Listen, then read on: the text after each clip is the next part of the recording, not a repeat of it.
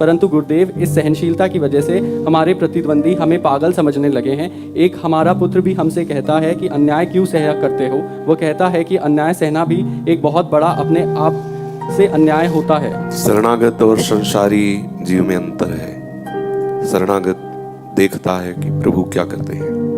यदि हमारे साथ कोई अन्याय, प्रतिकूलता, अपमान आदि करता है और हम सह जाते हैं तो हमारा मालिक हिसाब करता है। मालिक हिसाब करेगा तो हम सुरक्षित हैं और हम आनंदित हैं। उसमें दो बातें हैं, एक तो सर्वसमर्थ मालिक की कृपा मिलेगी, दूसरी बात जब मालिक हिसाब करेगा तो बहुत बढ़िया करेगा।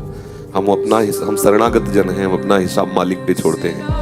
हम जरूर असमर्थ हैं लेकिन मेरा मालिक समर्थ है। वो जब हिसाब करेगा तो एक एक क्षण का हिसाब करता है। हम अज्ञानी जीव की तरह नहीं कि हम हिसाब करें। कोई अन्याय कर रहा है तो मैं सह रहा हूं, उसमें दो बातें हैं। यदि वो हमारे प्रारब्ध के मार्जन के लिए मेरा प्रीतम करा रहा है तो मैं नया प्रारब्ध नहीं रचूंगा, सह जाऊंगा। और यदि कहीं वो अत्याचार कर रहा है तो राम रोष पावक सुजरे, मेरा प्रीतम उसे देख लेगा और जब वो संभालेगा तो बहुत अच्छी तरह संभालेगा। ये अज्ञानी लोग हैं जो ऐसा कहते हैं कि अन्याय नहीं सहना, और जिस दिन उसको हमारे द्वारा उस अन्याय का प्रतिरोध कराना होगा ना, उस दिन आप आपे में नहीं रहेंगे। अपने आप आपके अंदर आवेश आ जाएगा। तो वो आप नहीं कर रहे हो, आपका इष्ट करा रहा है, इसलिए अपने यंत्रवत तिनके की भांति रहते हैं, आनंद मगन होकर रहते हैं। प्रीतम के लिए अपना सर्वस्व अर्पण किए तो प्रीतम जाने।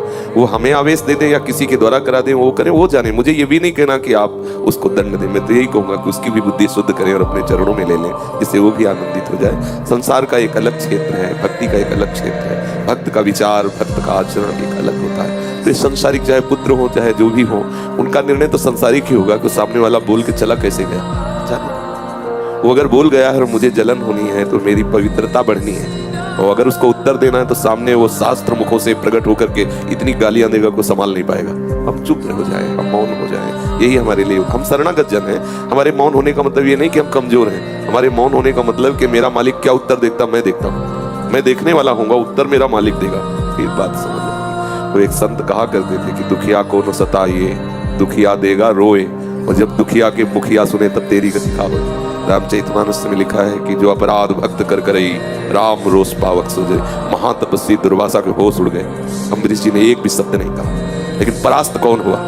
दुर्वासा परास्त हो गया। महातपस्वी एक शब्द भी नहीं बोला, एक शब्द भी नहीं अम्बरीश जी ने बोला, और त्रिभुवन में भागना पड़ा उस महातपस्वी को, और कहीं भी ठौर नहीं मिली। अंततोगत्वा अम्बरीश के ही चरण पकड़े। यह है हमारे स्वामी के आश्रय का मौन। मौन हो गए। तो देखो स्वामी ने क्या किया, भेज दिया सुदर्शन चक्र को। एक महातपस्वी की तपस्या मारी घूमती रही, सब जगह भाग के गया, कहीं भी ठौर नहीं मिली। ऐसे ही चुप। हम चुप है तो हमारा मालिक बहुत सामर्थ्यवान, वो हिसाब कर देगा। अगर हिसाब नहीं हो रहा तो मेरा हिसाब हुआ है, पक्का समझ लो। कोई सामने से मुझे पीट रहा है और वो पीट के चला गया, वो मौज मस्ती में है, तो निश्चित समझो ये मेरा कोई अपराध था, कोई पाप था, जिसको मेरे स्वामी ने उसके द्वारा पवित्र कराया है। नहीं तो ऐसा कौन जन्मा है, सीम की चाप सके को तासु, बड़ रखवार रमापति जासु। भगवान के दास को कोई कड़ी नजर से देख सके, ऐसा सृष्टि में कोई पैदा ही नहीं हुआ। इसलिए आश्रित होकर भगवत आनंद